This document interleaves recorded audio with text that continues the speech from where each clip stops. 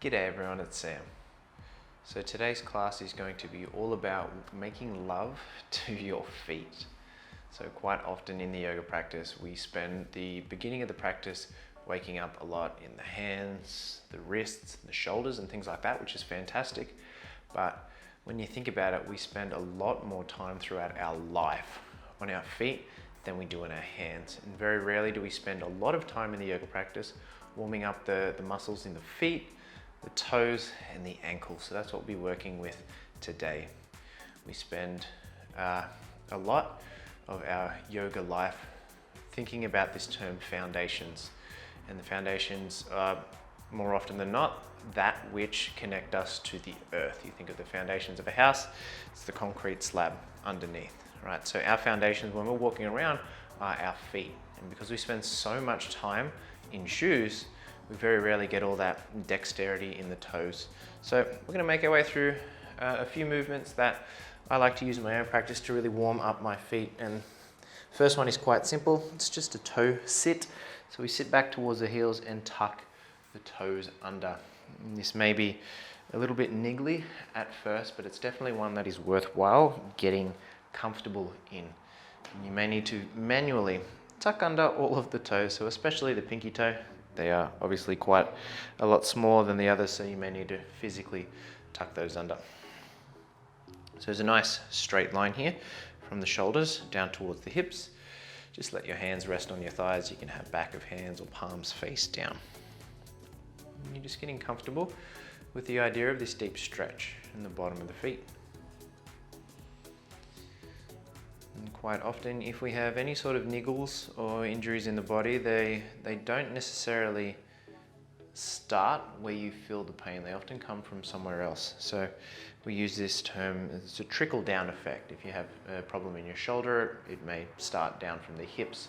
But quite often, a lot of issues we have can come from the feet and trickle up. So think if you have tight hamstrings, tight calves, quite often it can come from a lack of flexibility in the bottom of the foot.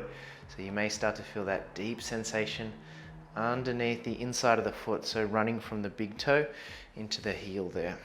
You won't be here for too much longer. See if you can close your eyes. Just allow yourself to breathe.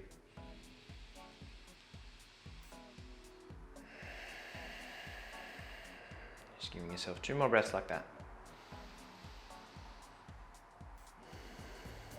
If it's uncomfortable, just know that it won't last forever. This is our last breath here. Open the mouth. Gently let it out.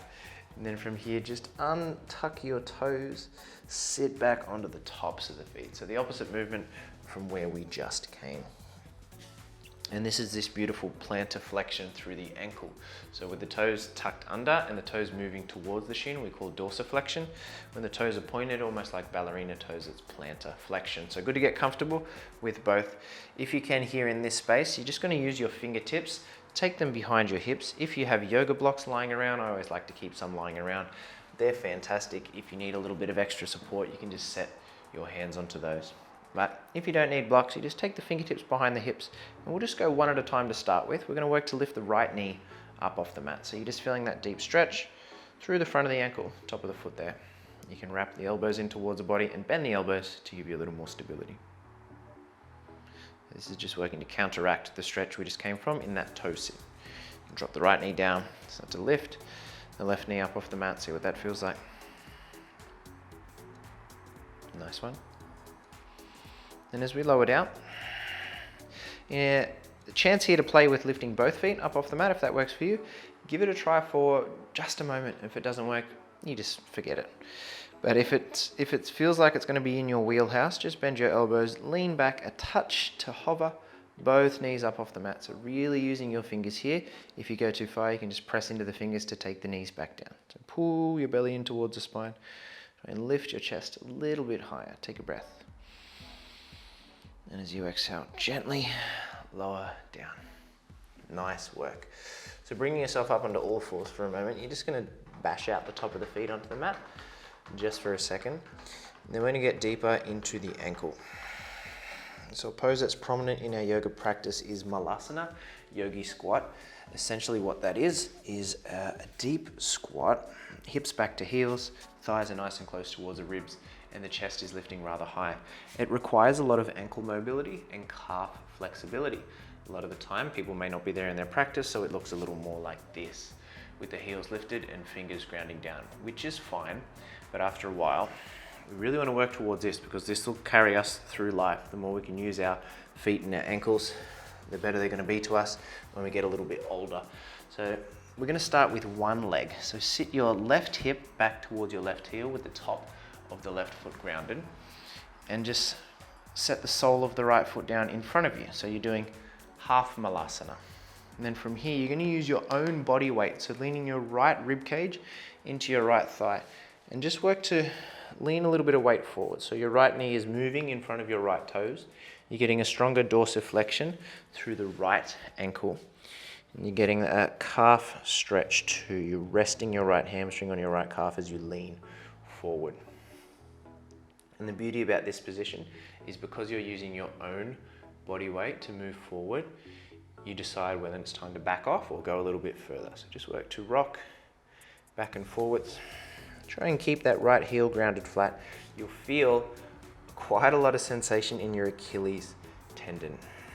So if you were doing this at home, you'd have your left knee next to your right foot. I just shifted my left knee out of the way so you could see a little bit better on the camera there. Take your hands up off the mat, just work to lean forward. Play with shifting the weight to the inside of the right foot and then maneuvering it just a little bit to the outside of the right foot as well. You probably want to be here for around 30 to 60 seconds per leg. And this is like with all of the shapes we're going to make today, the static holds around 30 to 60 seconds. Or whatever you have time for in your practice. When we're ready, fingertips ground in front of us. We set the top of the right foot down, pick up the left foot, ground the left foot down. So we're just switching over to the other side. And it's great because you get the counter stretch on the opposing foot when you swap over. So left rib cage onto the left thigh, you lean forward. You can cradle your left shin with the hands. You can rest the fingertips onto the earth. So this is a great one to prepare yourself for poses like Mullasana and things like that. I find to wake up the feet is phenomenal once you get out of bed in the morning. Even a pose as simple as Balasana, child's pose, with the toes tucked under as well, gives you so much more benefit in the feet. Again, you can lift the hands up off the mat, rocking back and forwards. So quite a lot in the yoga practice, you might hear your teacher say not to let your knee go in front of your ankle for some reason. But if you've ever walked in real life, walked upstairs or ran, the knee travels in front of the ankle a lot of the time. And in fact, it's quite healthy for your knee joint to be in this deep state of flexion. The more range of motion you can get out of your joints with some active strength as well, the happier they're going to be. So you're not going to explode if your knee goes in front of your toes. Take one last breath here. And the exhale, ground the hands down, set left knee back to the right. Just bash out the feet again. Fantastic. This next little sequence is just going to piece a lot of what we've done together in hopes to make a little more of a dynamic flow, and there'll be a chance to perhaps fall on your bottom if you want to, or guide yourself down onto your bottom here. So we'll start from the toe sit back onto the heels, nice upright shape, stay nice and tall. So from here, I'm going to run through the flow first without the breath, and then we'll add the breath in, and we'll do it all together. So to start off with, hips lift on top of the knees, arms reach up, so that'll be an inhale. And then as we exhale, set the hips back to where they came from. Nice one. So because we've warmed up the toes and the feet, this is our first little balance challenge. We're going to work to lean backwards in an attempt to hover the knees up off the mat and just balance on the balls of the feet. Again, if you have your yoga blocks available, you might like to set them to either side. So it is a little bit tricky. Luckily, we warmed up the ankles before and we've got that deep stretch in the calves, so it might feel a little more comfortable. Then from here, our intention is to come to the Mullasana. So as the heels move backwards, reach your arms out in front to counter the balance. And if that works without the blocks, fantastic. Once we arrive here, we're going to work to take the bottom down to the floor and lift the legs out in front of us. So that's that Navasana or boat pose shape. So if you needed your hands to get down there, it does not matter in the slightest. If you wanted to challenge yourself, you could do it all without using the hands. Now to get back up, we're going to lower down to Ardha Navasana. So legs will extend, low back will ground flat. And then we're going to work to rock back up to the Mullasana shape. So the way we do that is bring the knees to chest, lean backwards, reach the arms up and overhead, then rock forwards, swing the arms out in front of you to lift the hips up off the mat. Nice one. So we're doing it nice and slow to start with, and then we'll speed it up later on. And then to bring ourselves back to where we started, you just lean your weight into your thighs, the heels will lift up off the mat. You're back in that little toe sit.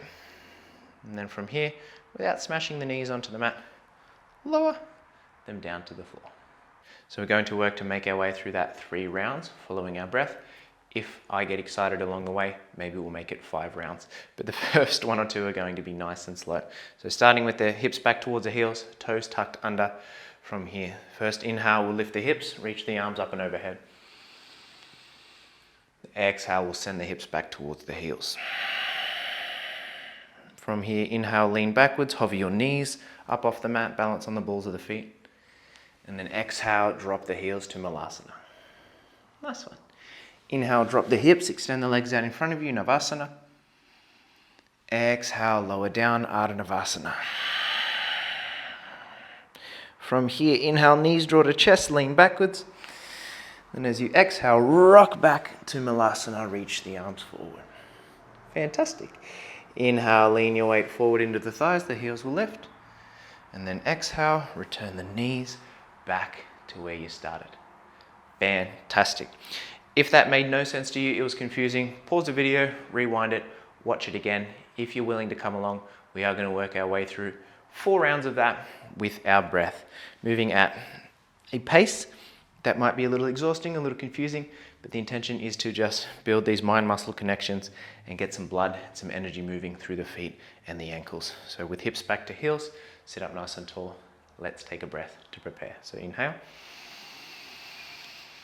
Open the mouth. And we move through 4 rounds. Inhale, the hips lift, arms reach up. Exhale, hips back to heels. Inhale, lean back, the knees will hover. Exhale, Mullasana, heels drop. Inhale, Navasana, hips drop, legs lift. Exhale, Ardha Navasana, legs extend, low back grounds. Inhale, knees to chest, we lean back. Exhale, rock back to your Mullasana. Inhale, heels lift, but knees stay floating. And exhale, return the knees to where we began. Nice one. 3 more rounds, starting to move a little quicker. Inhale, hips lift, arms reach high. Exhale, hips back to heels. Inhale, lean back, hover the knees. Exhale, Mullasana. Inhale, Navasana, hips drop, legs lift. Exhale, Ardha Navasana. Inhale, knees to chest, lean back. Exhale, rock forward, lift the hips. Inhale, lean weight forward, feel your heels rise. Exhale, knees return back to where they started. 2 more rounds, let's see if we can speed it up just a little bit. Inhale, lift the hips, arms reach up. Exhale, hips back to heels. Inhale, lean back, hover the knees. Exhale, Mullasana. Inhale, Navasana, hips drop, legs lift. Exhale, Ardha Navasana. Inhale, knees to chest, lean back. Exhale, come back, Mullasana. Inhale, lean forward, heels left. And exhale, knees lowered down. 5th and final round, we do it at our own pace. No cueing this time. I'm just going to run through it with the breath. Feel free to glide through it at your own pace. So from here, first breath in.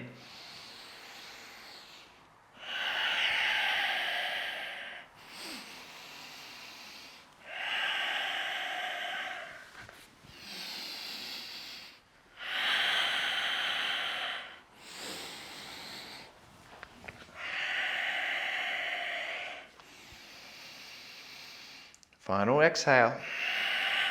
Drop the knees, untuck the toes, sit the hips back towards the heels. Nice work. If you nailed that, fantastic. That one's quite challenging. The feet are going to feel fired up here. So all we're going to do is finish off just like we did before, taking the fingertips behind the hips with the intention to lift the knees up off the mat. And if you played with one at a time before and that felt okay, you can work with lifting both knees up off the mat. And because we're a little more well equipped, it's towards the end. If you can, float the hands up off the mat, reach them out in front of you. So your torso is doing the work of Navasana boat pose. Pull your shoulders back, lift your chest. Just be here. And one last breath in.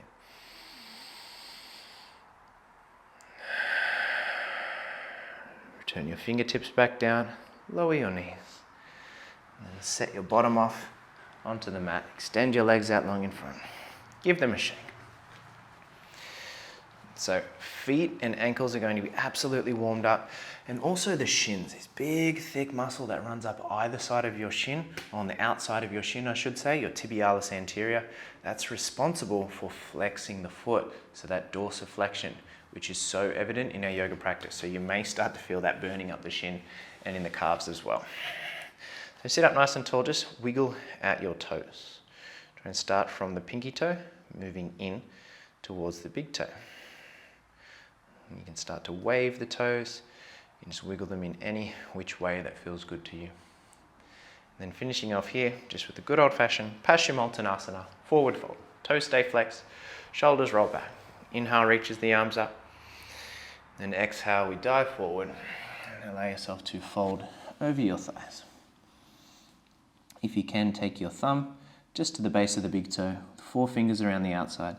Spin the pinky toes away from each other and then flex the toes towards the face, working to ground the elbows to the earth outside the shins, rolling the shoulder blades away from the ears to guide the chest forward. Take a breath in. Exhale, just let your head drop. So I encourage you to finish your practice here in the forward fold. Now this is a video you can revisit whenever you feel a little bit stagnant, even in the hips. If the hips feel a little tight, give love to the feet and we'll have that trickle up effect. More movement at the foundations means more space throughout the entire body. So make love to your feet. If you have any comments, any questions, please leave them below. And as always, I'll see you again soon. Namaste.